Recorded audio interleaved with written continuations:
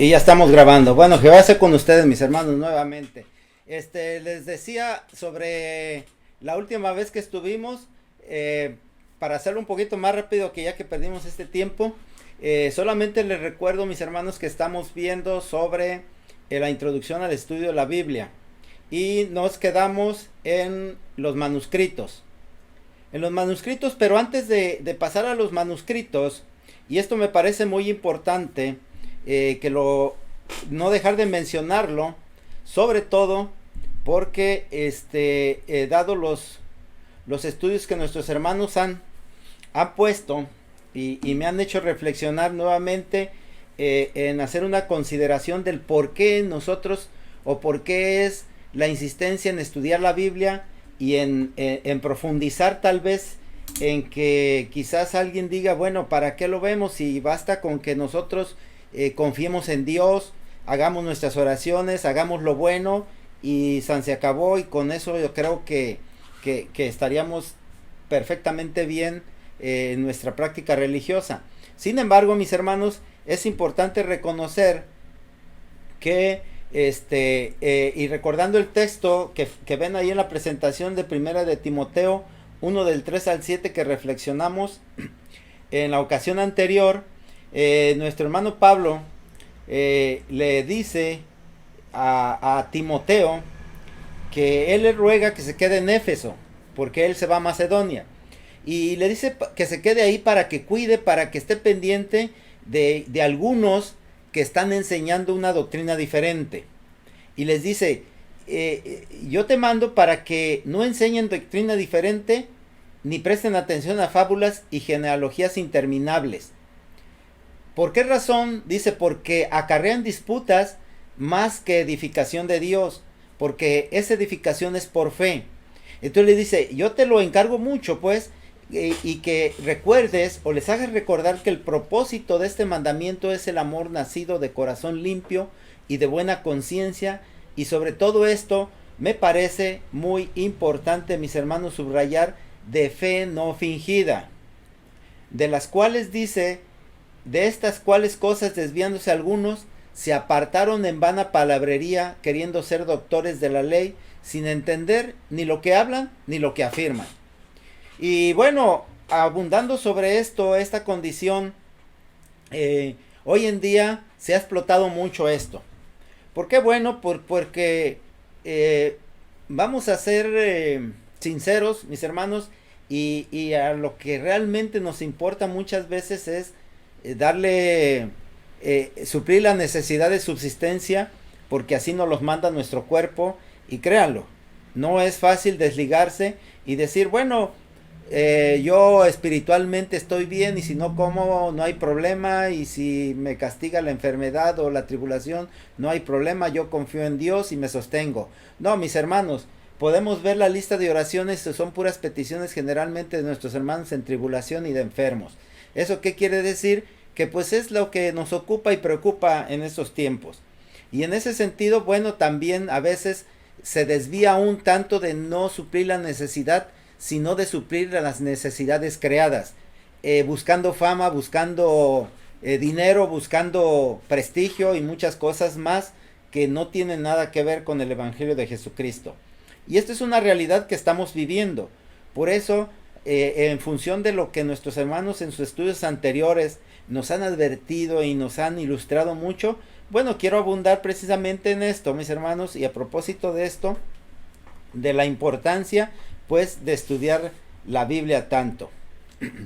Y miren, tan a veces es tan importante esto, que si están viendo por ahí la diapositiva, alguien, alguien le nota algo peculiar. Tengo aquí dos párrafos, uno es de Crónicas y otro es del libro de Samuel, específicamente Primera de Crónicas y Segunda de Samuel. ¿Le notan algo? ¿Qué tienen? ¿Qué notan en eso? Gloria, ¿qué le notas a esos dos textos?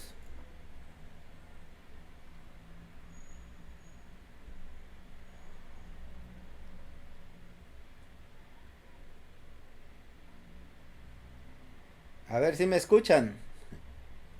Sí, sí, oye, sí, oye. O sea que están formados iguales, ¿no? Que están formados iguales en cuanto al formato. El Sí, formato, sí. efectivamente, casi tienen, están igualitos. ¿Sí? Eso es lo que le notas. Alguien más que le ayude. A ver, mi hermana Erika. A ver, Saúl. ¿Qué le notan de particular a estos dos textos? Claro que sí, en Primera de Crónicas dice la frase, Satanás se levantó contra Israel. Y sin embargo, en Segunda de Samuel dice, Jehová, la ira de Jehová se levantó contra Israel. Entonces la pregunta es, ¿o fue Satanás o fue Jehová?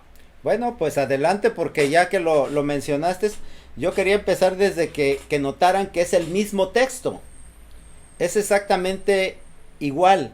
Generalmente, Primera de Crónicas y Segunda de Samuel son reflejo. Es el mismo relato.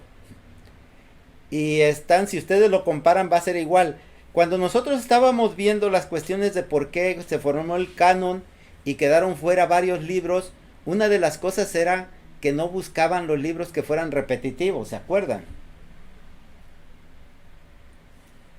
Y aquí en lo particular es lo que encontramos.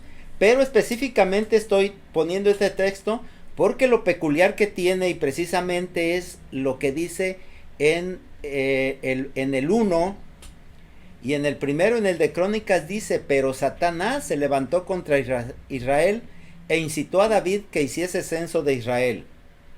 Y en el de Segunda de Samuel, exactamente también el versículo 1 de ese capítulo 24, que casi son iguales en cuanto a números y exactos, dice, volvió a encenderse la ira de Jehová contra Israel e incitó a David contra ellos a que dijese, ve, haz un censo de Israel y de Judá. Aquí en lo particular, mis hermanos, podríamos decir que hay esa discrepancia porque obviamente es el mismo relato. Se refiere exactamente a lo mismo, a un censo que iba a hacer David. No quiero meterme mucho en explicar por qué tiene de malo que haga un censo. Se hacían muchos. Porque eso lo vamos a ver en estudios posteriores. ¿En qué consiste? Pero aquí vamos a centrarnos en esto, en el análisis de la escritura. Y en cuanto aquí, pues yo creo, no sé qué opinen, pero sí habría elementos suficientes como para decir que se corrigiera o se eliminara alguno de los libros del canon.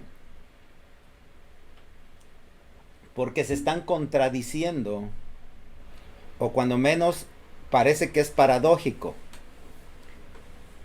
Quiero dejárselos ahí, mis hermanos, de tarea, y que lo reflexionen, lo analicen, lo busquen, y vamos a seguir adelante. No voy a abundar nada más quiero esto ponerlo porque, como decíamos, hoy abundan mucho quienes medran con el Evangelio para el beneficio personal.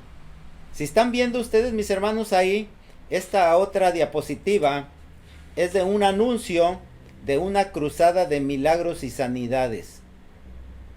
¿Eh? Que es lo que hoy atrae mucho a la gente. Entonces, eso pues es lo que desde mucho tiempo atrás, de hecho, nuestro Señor Jesucristo mismo utilizó este recurso ampliamente. Toda la gente lo seguía preponderantemente porque estaban enfermos y tenían muchas necesidades y querían que los curara y querían que les resolviera sus problemas y lo seguían en gran cantidad.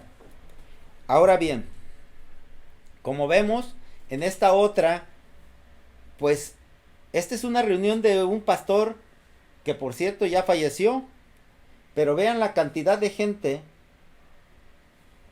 que reunía, se estiman por ahí de unos 100,000 y son pocos, porque hay reuniones que se han estimado por cerca de 1,000,000 así en campo abierto. Imagínense, ¿qué diríamos? ¿Cuánta fe no hay? ¿No sería algo maravilloso pienso en nuestra iglesia y cuando nos reunimos el total de la iglesia se ve hermoso, se ve grandioso. Imagínense ahora con esas cantidades. Pero no surge nada más de la casualidad así o del carisma de quien predica o más bien del impacto del mensaje que da. La mayoría de esas personas, mis hermanos, desgraciadamente no saben a dónde van. Y voy a explicar por qué. Ahorita, miren, vemos la siguiente. Y es la convocatoria a un gran curso de sanidad bíblica milagrosa. Ahí está, por si alguien se quiere inscribir, ahí está el teléfono de la dirección de WhatsApp. Y pues todo va encaminado a que quien lo logre hacer se hará famoso y rico. Porque imagínense si de la anterior cada persona diera $1. ¿Cuánto no sacaría el pastor? Pero yo creo que dan mucho más. Esa es la realidad. ¿Por qué nosotros nos abocamos pues al estudio de la Biblia? Porque así como vimos ese texto tan misterioso y que paradójico y que nos llevaría a problemas, porque alguien que ataque la Biblia o que nos ataque lo puede poner y dice: ¿ustedes creen en un libro que tiene esta contradicción? Porque créanlo, y esto nuestro Señor Jesucristo mismo lo afirma, y nuestro Dios lo afirma también a través de la Escritura, cuando dice que por una sola falta podrá ser condenado a alguien, que podrá tener toda una vida de virtudes, pero por una sola falta puede perder su galardón, así como también podrá tener toda una vida de iniquidades y por una sola virtud, por una sola acción puede ganar su salvación. Entonces quiere decir que o se es totalmente o no se es. No hay términos de decir, bueno, es un resbalón, bueno, es una pequeña falta. No hay esos términos, o se es o no se es. Totalmente blanco, totalmente negro, no hay matices. No hay matices para con nuestro Dios, y precisamente el hecho de que nosotros entendamos la Biblia nos va a llevar a que vayamos quitando esos matices que llevan a este tipo de errores masivos. Porque miren, ahorita que vamos a entrar a esta área de los manuscritos es muy interesante. Dice que se le ha dado el nombre de manuscritos a las transcripciones de copias de los textos más antiguos que forman los libros del canon bíblico, Antiguo y Nuevo Testamento, hecho obviamente a mano en papiro o pergaminos. Generalmente se hacen estos. Ahora bien, ¿esto qué quiere decir? Bueno,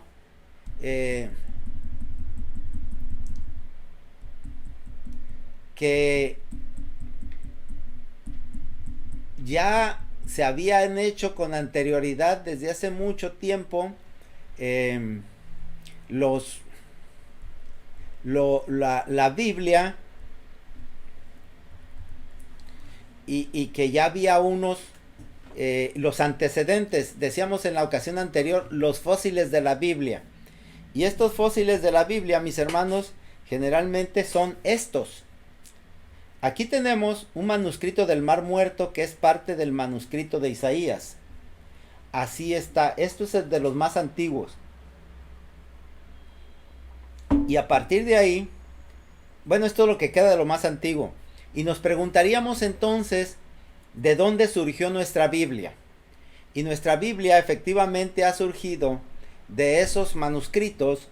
Y ahorita lo que vamos a hacer es desentrañar un poco de estos documentos, de donde al final de cuentas sale la Biblia, pero son muchos.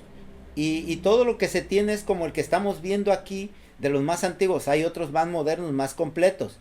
Pero este apenas es de 400 años antes de nuestro Señor Jesucristo. Cuando la Biblia es mucho, pero muy más antigua. Ahora, Actualmente ya podríamos decir que los escritos originales ya no existen. Lo que se tiene ahora son aproximadamente 200 copias de los manuscritos más antiguos del Antiguo Testamento, que está en varios idiomas. Y aquí la parte importante es que estén que se puedan entender, que vayan, que se tenga la certeza de que son originales. De aquí el más antiguo, como les comentaba, es del año 400 antes de nuestro Señor Jesucristo, que es precisamente hasta uno de los más completos, vamos a decir así, que es este otro, que es el texto masorético, que es aproximadamente del año 900 después de Cristo.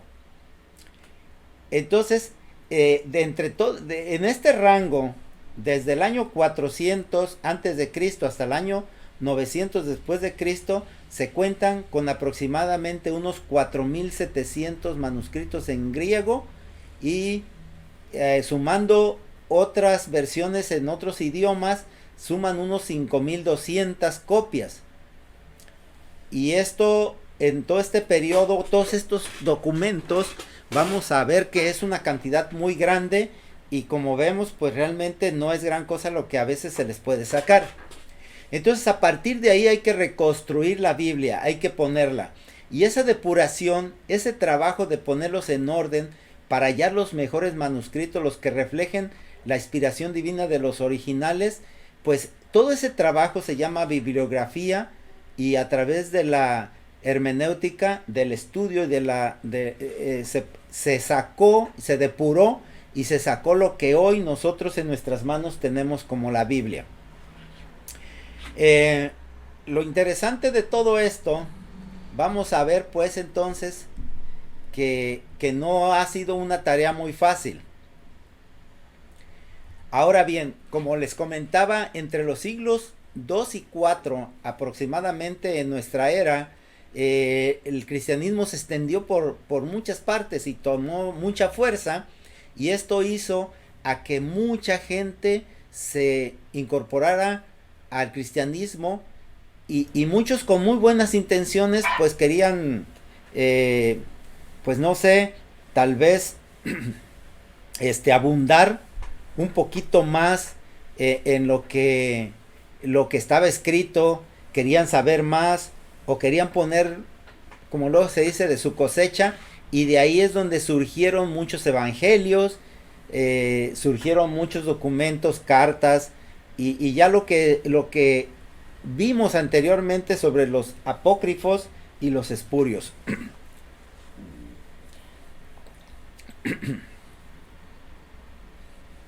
Algunos de estos manuscritos obviamente ya se han desaparecido. Bien, vamos a ver que entonces, miren, había unas reglas para copiar los manuscritos, y esto es lo que nos puede dar seguridad de que nuestra Biblia, podemos confiar en la Biblia a pesar del texto que leímos, que después lo vamos a analizar con más calma, el por qué está ahí, y va a ser muy interesante. Bien, dice aquí, resumí cuál era la razón, o más bien, por qué podemos confiar en esos manuscritos. Dice, los manuscritos eran copiados literalmente, es decir, hacían una copia exacta igual a la anterior. Las reglas eran muy severas para la transcripción de los manuscritos, y que las páginas, si no cumplían con los requisitos, si 35 páginas no cumplían con todos los requisitos que ponían, los quemaban o los sepultaban. Entonces era obvio que cada copia tenía prácticamente 0 variantes, muy poquitas. La segunda razón es que los judíos no conservan las copias antiguas. ¿Por qué? Porque consideran las nuevas como confiables, ya que es una copia exacta y fiel. Y en tercer lugar, hay que recordar que el pueblo de Israel siempre fue perseguido, y ellos preferían salvar las copias mejor conservadas que las nuevas, es decir, las nuevas. Las otras pues las quemaban o que se destruyeran para que no quedaran en malas manos. Esto nos daría seguridad de que a pesar de que si nosotros vemos el estado en el que está este libro, el libro de Isaías, pues podríamos decir que hoy que nosotros vemos nuestra Biblia y leemos Isaías, resulta muy difícil que de ahí, que salga de ahí. Sin embargo, así es. Igual que es un texto, es una Biblia ya de las más nuevas, por decir así, pero originales, y que a final de cuentas salieron. Yo aquí, y ya esto, quiero comentarles algo al respecto de lo que tenemos aquí. Miren, yo tengo por aquí unas Biblias o una Biblia que es interlineal, que está escrita en griego, en hebreo y en español. Y les voy a quitar un momentito la presentación.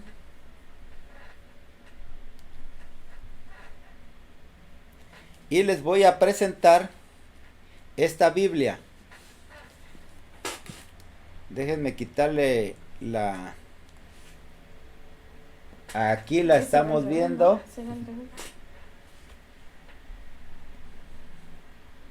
Es que en automático me está difuminando la... bueno. Esta es... Creo que voy a tener problemas para que la veamos. No, ¿qué tienes activado el filtro de desenfoque? Nada más quítalo. Sí. Con la cámara mejor. Es que no lo encuentro. Con la cámara. Se lo quitas solo los tres puntitos. Ajá. Colgar, la manita, compartir. Hay tres puntitos donde dice, le picas a los tres puntitos y luego hacer una lista donde dice aplicar efectos visuales. Ahí es donde Ya lo quité. ¿Ahora sí lo ven? Sí. ¿Sí? Bueno, este es solamente el Pentateuco. Es decir, de estos son 4 tomos del Antiguo Testamento y un tomo del Nuevo Testamento. Lo que quiero mostrarles aquí, mis hermanos, de esto, que por ahí tenían la presentación, pero se los voy a mostrar aquí, es que este libro o esta Biblia está copiada de que si ustedes ven aquí, van a ver que dice que es una traducción de el Códice de Leningrado. ¿Sí lo ven o se ve al revés? Se ve bien. Ah, ok. Lo que pasa es que yo en mi cámara lo veo al revés. No, acá lo pone bien. Ok. ¿Sí? Entonces, de ahí se sacó del Códice de Leningrado. Ahorita vamos a ver los códices y qué son. Este otro, que es el Nuevo Testamento, se sacó del texto, dice ahí, si lo leen, del texto griego de Nestlé.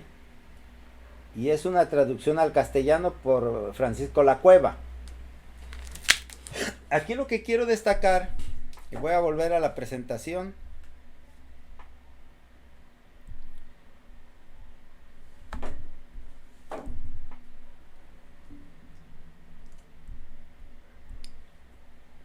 Que el Códice de Leningrado original es este que están viendo ahí.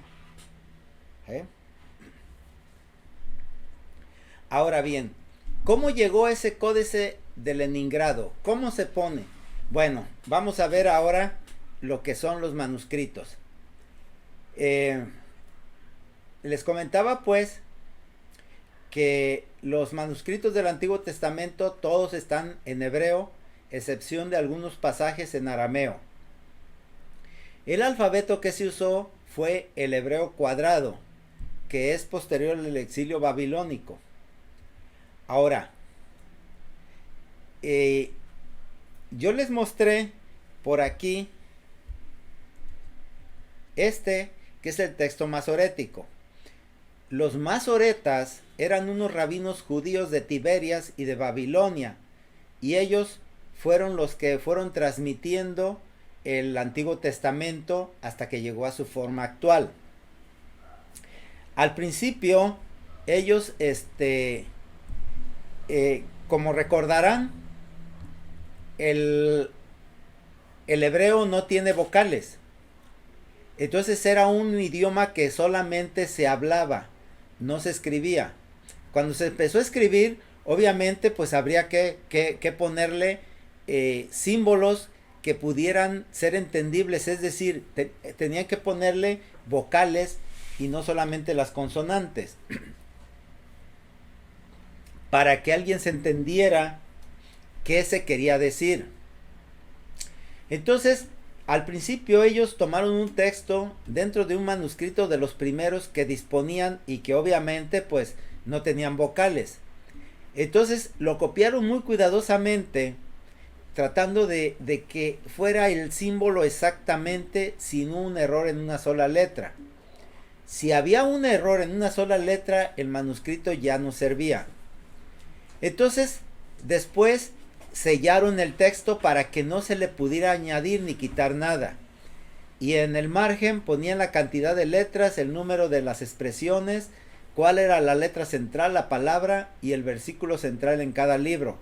Esto que les estoy comentando, mis hermanos, ya es para considerar que ya no eran los rollos antiguos, sino ya eran los manuscritos que se pueden considerar como Biblias del Antiguo Testamento. Obviamente todavía no empezaban con el Nuevo Testamento.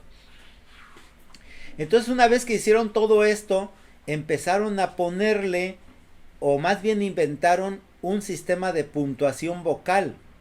Esto ya fue por el siglo V después de Cristo, ¿sí? Y con esto entonces ya se podía leer prácticamente. Ellos tuvieron mucho cuidado de que la pronunciación fuera correcta, tal y como se escuchaba o como se debería de escuchar. Así que para esto prácticamente inventaron esos puntos de vocalización y los situaron debajo o sobre de las consonantes para que el texto no se alterara. Y por último, obviamente, para que tuviera sentido, también inventaron un sistema de acentuación, tratando de que se conservara los matices, el tono y el sentimiento que se debería de dar en la lectura de la Biblia. Así que de esta manera, ya por alrededor del siglo VII, ya quedó fijo, podríamos decir, un escrito que cualquiera que supiera leer, en este caso hebreo, lo podía leer sin saber cómo se escuchaba. Vamos a decir, se los voy a poner de esta manera. Y a propósito del himno que cantamos, como no lo conocían, no sabían la entonación. Y cuando estábamos viendo ahí las notas, la elevación de las notas, la altura, nos dice cómo debe de ser. La nota nos dice cómo debe de ser la cantada, la tonalidad. Pero si nada más tuviéramos el texto, no sabríamos cómo cantarlo. Así que esas notas nos dan, como en este caso, el tono y los matices que tiene. De tal manera que entonces cualquiera que ve ya las notas y la letra puede cantarlo. Pero si ve las notas nada más, pues no sabe qué dicen. Puede tararearlo, pero no podrá cantarlo. Y si ve igualmente nada más la letra, pero no ve las notas, pues es prácticamente podrá leerlo, pero no podrá cantarlo. Esto es lo mismo que sucedía con la Biblia, que la escuchaban y que bueno, se sabían lo que quería decir en función de cómo lo escuchaban. Si era con enojo, con consideración, todo ese matiz que se le daba a la voz, eso es lo que ellos trataron de conservar. Por eso es tan importante los textos masoréticos que después vamos a ver, porque se constituyó en toda una escuela. Y este códice de Leningrado sale de ahí. ¿Sí? Ahora bien. Sí, adelante, Vero. Pues yo pienso que los códices sí de Leningrado y los textos masoréticos vinieron de tiempo después de Jesús, no, pero sí de muchas revoluciones con mucha gente que no aceptaba ideas como sí de masoréticos o ideas más espirituales, o sea, ellos querían encajar en su mundo, pero en ese mundo no encajaban, entonces que tuvieron que hacer copias, manuscritos de esos textos buenos, o sea, que ahora son los legales, lo que es la Biblia y esto. Ajá, sí, gracias. Sí, traté de seguirte tu comentario y no es que no encajaran, o sea, no es que quisieran de ser diferentes, lo que querían era que quedara el testimonio escrito para que el que hablaba inglés, el que hablaba alemán, el que hablaba español, lo pudiera leer, es decir, se pudiera traducir, porque si nosotros escuchásemos a un hebreo y de esa época hablando, pues ni idea tendríamos qué decía. Pero si nosotros lo observamos, y esto es muy común, es muy curioso, porque ahora que está sucediendo, fíjense lo curioso, mis hermanos, estaba viendo en las noticias que con la guerra que se está desatando ahorita, muchas personas de Ucrania vienen a refugiarse a América y están entrando por México, ahí por la garita de San Isidro. Y resulta que cuando llegaron ahí, los ucranianos se mezclaron con mexicanos que también quieren entrar. Y resulta que los chiquillos se pusieron a jugar y unos hablaban español y otros ucranianos y se entendían perfectamente bien. Pero no por el idioma, sino por la expresión.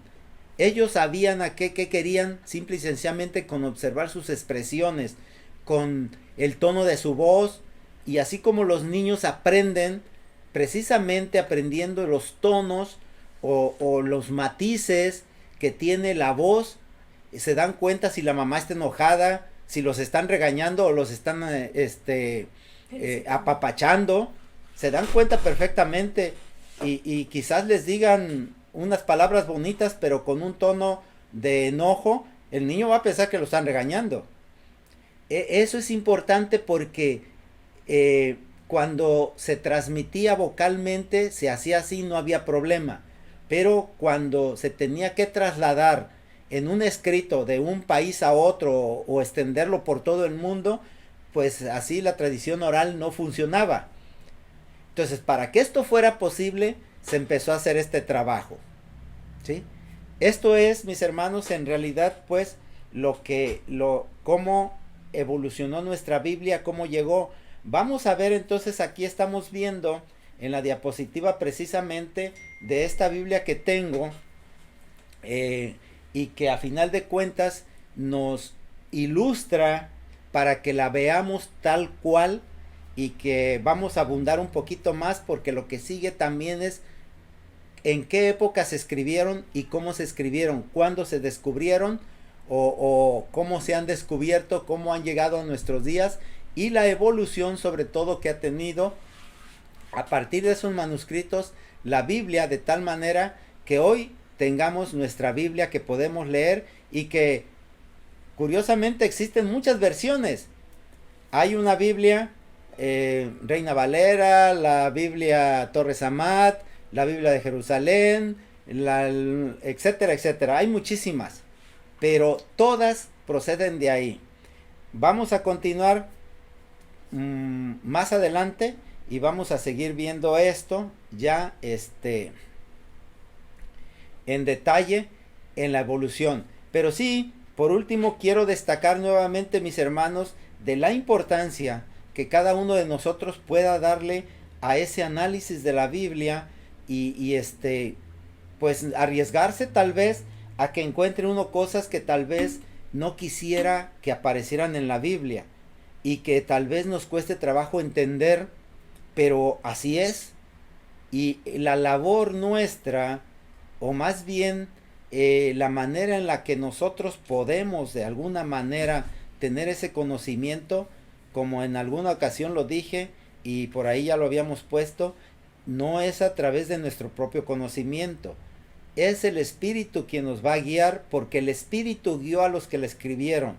Y si el Espíritu guió al que escribió Primera de Crónicas y Segunda de Samuel, y en uno pusieron que fue Satanás el que incitó a David, y en el otro que fue Jehová quien lo llevó a que levantara ese censo, entonces no se equivocaron.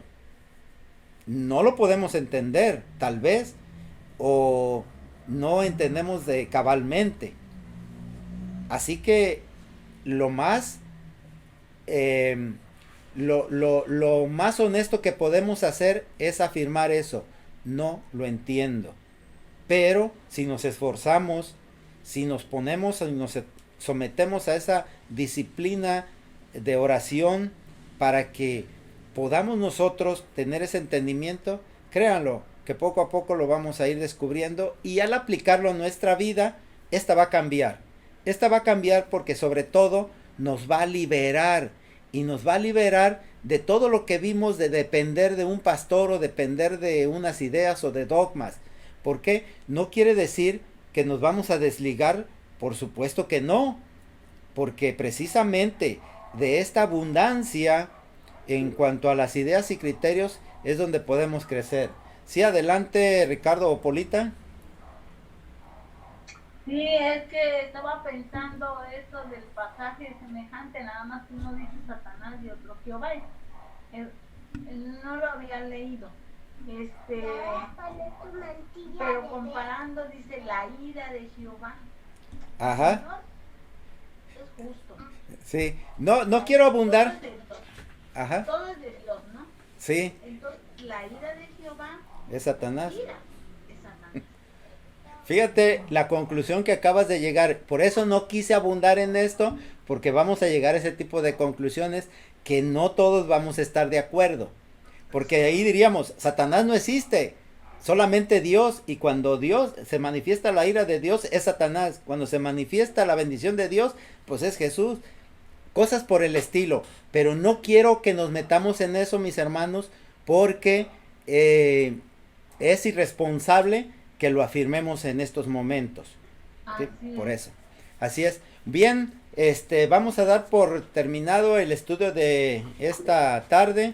Que Jehová, Jesús y el Espíritu Santo les bendigan. Les recuerdo. A ver, adelante. ¿Cuál es el versículo que menciona? ¿Esos dos versículos para estudiarlos? Es